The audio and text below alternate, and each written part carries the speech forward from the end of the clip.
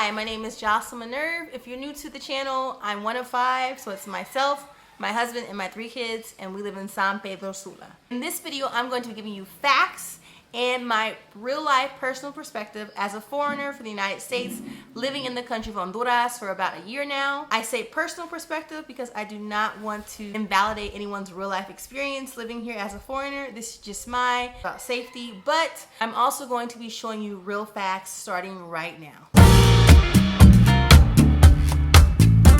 So let's start with the facts first. Honduras has a reputation of being an extremely dangerous country, sometimes labeled as the #1 country in the world. San Pedro Sula is labeled as the murder capital of the world. They're known for genocide, femicide, gangs, drugs. Literally, their reputation precedes themselves. And the majority of those facts are completely outdated, and the country has come a long way since a reputation that is over a decade old. Currently, if you look at the most dangerous cities, so the top 50, several of them are from the United States. These cities include New Orleans, Baltimore, Memphis, and Philadelphia. And some of these are also tourist destinations outside of the United States that people travel to by the millions every year. This includes Cancun, Mexico, and Cartagena, Colombia. Now, if you look way down at the list, there's literally only one city in Honduras that's actually listed as the most dangerous as far as the top 50, and that city is San Pedro Sula, where my family, my husband, myself, and my 3 small children live in right now. So come to Honduras and avoid San Pedro Sula completely, right? No, that's not what I'm saying at all. So San Pedro Sula, and I could be biased because I live here, is my favorite city in Honduras. It is so diverse when it comes to the infrastructure. You have modern amenities, you have nature surrounding you, you have the airport here, you have all your major brands. Think about all these places that are invested into the country, into San Pedro Sula, that that are household names back home. Popeyes, KFC, Pizza Hut, Subway, Dunkin' Donuts, they're all here in the city. You're an hour away from beaches, lakes, mountains. There is so much to do inside the area and the area outside of San Pedro Sula. And not just the biodiversity, but the racial diversity of the people who live in San Pedro Sula, who are self-known and self-proclaimed as catrachos. Catrachos can be every color. They can be my color, they can be darker, they can be lighter tone, they can have soft hair, they can have kinky hair. For the people of color watching the channel and black people from the United States, when I lived in Buenos Aires, Argentina, I could walk through the city and not see people that look like me for days. They didn't have makeup for me, they didn't have hair products for me, but I can walk through the city of San Pedro Sula and I see several people that look like me literally walking right next to me on the street, like on a minute by minute basis. And of course this depends on where you are in the city. Just like in the States, if you're in Atlanta, there are plenty of black people in Atlanta. Depending on the neighborhood, it might not be as racially diverse, but San Pedro Sula as a whole is so diverse. This country is so diverse, and this city especially is so diverse when it comes to racial diversity, socioeconomic diversity, again, biodiversity. So I would not mark this off the list because you think that it's just too unsafe. So then why do people see San Pedro Sula as so dangerous? Well, there's a number of reasons. Number 1, maybe it really is dangerous. Just like in the United States, there's good parts, there's bad parts. So if you're coming here as a foreigner, don't go to the bad parts. You have that option. Someone visiting New York City in the United States can say, I'm going to go to Manhattan, I'm going to go to Brooklyn, I'm going to go to the Bronx, and I'm going to go to the worst parts of those cities, or I'm not going to do that. It is literally your choice. Now, usually when I give this example, I always give the example of Chicago. I lived in Chicago back in 2012, and at the time, Chicago was known as the most dangerous city in the United States. They called it Chirac. The schools were closing, there were gangs, and guess where I lived? Right down the street from President Barack Obama. Yes. Barack Obama himself was my neighbor. I had to walk by his street every single day. He might have been 2 or 3 blocks from me. Where he lived was completely barricaded because he is the president of the United States. But what I'm saying is, it was literally safe enough to walk around. I lived in Hyde Park. I could get to the lake. I always rode the L day, night. It was an amazing experience. I would never trade my experience of living as a single woman in Chicago. And I knew there were parts I should not go to. I never went to those parts. I've never seen those parts. There was no reason for me at all to be somewhere where it was gang infested, drug infested, and had a reputation of you should not travel there as a foreigner. Again, I'm not here to invalidate anyone's experience who grew up in Chicago in a very rough part, or someone who had an experience in Chicago visiting and thought it was dangerous. I'm here to give you a perspective that it is just physically impossible for every single person to be in a state of danger in a specific place, and that large of a scale. Another reason is, let's be honest, people see people of color as terrifying. I'm not even specifically saying like white Americans or people of European descent. I'm talking about everybody, even people that look like me. Why is it that I don't see on the news like the gangs of England or the violent crimes that are happening in the streets of England? Oh, because England is perfect. No, because a lot of times we are going to have these biases. In the States, I did live in Indianapolis for about 3 years. I lived on the east side of Indianapolis, and there are some neighborhoods like Woodruff Place, Fountain Square, that people will say, oh, it's safe here. These are the good parts of the east side of Indy. But then Tuxedo Park, where I live, people would label as like the most dangerous neighborhoods in the city of Indianapolis. And their number 3 was Tuxedo Park, where we live. When I looked at the pictures, and I might post one right here, it was like the top most dangerous, and it was just literally people gardening outside. Like they were minding their own business. Like the neighbors were starting a community garden. Like nothing was happening at all. It was just people of color on the streets. So I would be turning a blind eye to not believe that when we have big groups of people of color, whether they're of Latino descent, whether they're African descent, indigenous descent, a lot of times the media is going to say this is the dangerous part, and people are literally outside gardening. Another reason why people will say San Pedro Sula is so dangerous. Fear mongering. It sells. It gets clicks. Y'all really love clickbait. Y'all want to click those videos and watch someone say that they're walking down the most dangerous part of San Pedro Sula and they fear for their lives. Y'all really click that. And I tested this. Case in point, the other day I posted a video and I purposely labeled it as the most dangerous city of the world.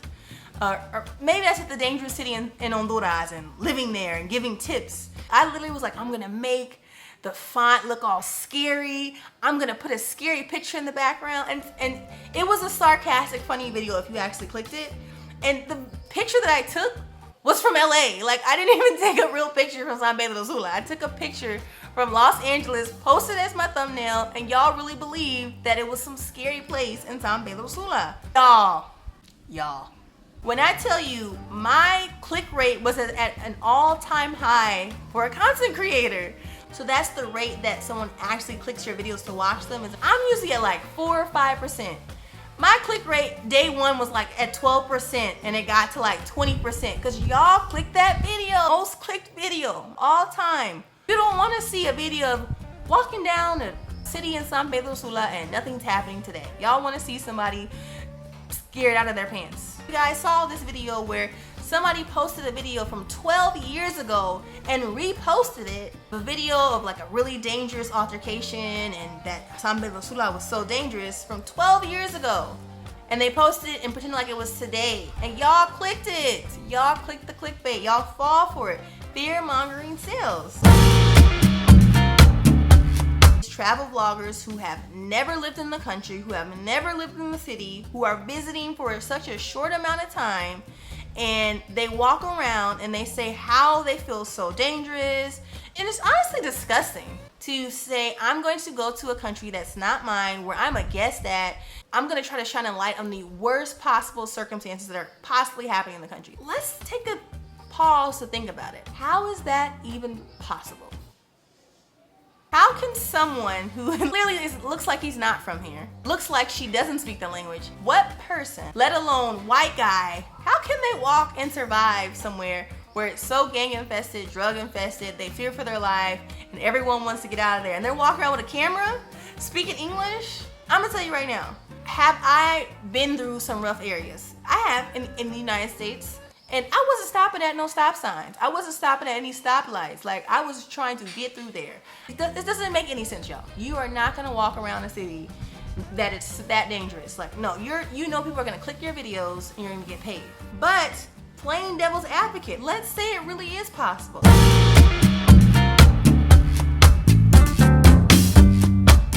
Let's say that this person walking around all the most dangerous parts of San Pedro Sula and Honduras and the whole world, they risk their life every day because they just want to show you guys this stuff. Let's say it's possible.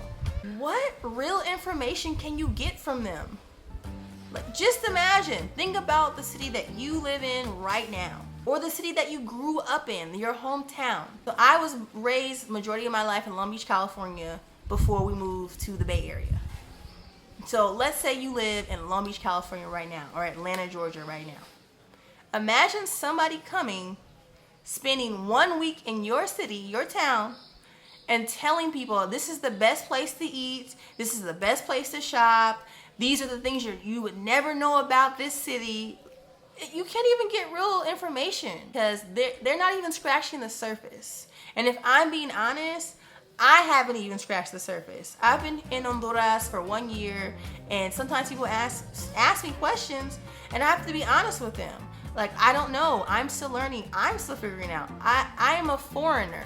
I can give you a foreigner perspective, and I can't tell you what the country is like. And I definitely, even if I could, I'm gonna need more than a week. I'm gonna need more than a year. I'm gonna probably need more than 2 years.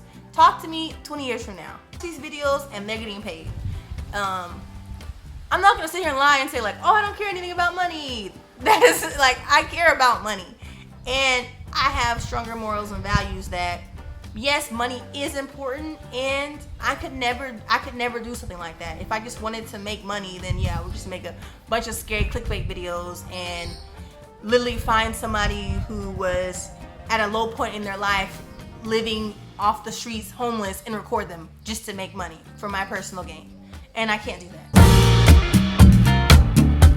That being said, I will forever and always say that Honduras is hands down my favorite country that I've ever lived in. I love the city of San Pedro Sula. And the only thing that I think I've ever said remotely bad about this country, which it's not bad, it's different for me.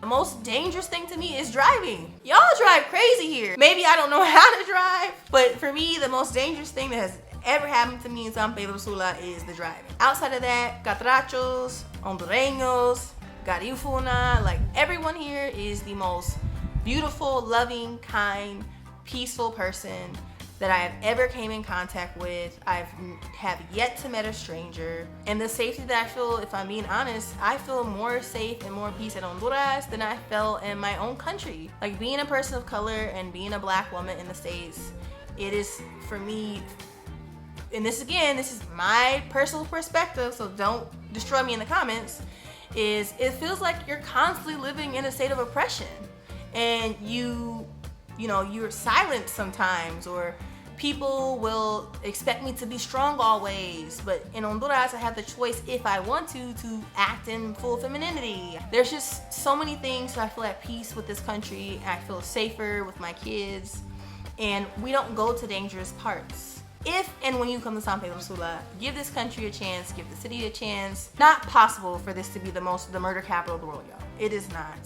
I would not be sitting here recording a camera, speaking in English, clearly looking like a foreigner, going to the most beautiful and amazing places and building friendships if it worked. I promise you I would not. I would have been out day one. Day one, we would have flew. We would have turned back around. We would have made a loop right back to Atlanta. Anyways, thanks so much. Remember, please, if you like this video, hit the subscribe button. It's so important, for me, personally. You already know what video I hate on YouTube about San Pedro Sula. I'm trying to get as many likes so people just stop watching the clickbait. Stop watching the clickbait.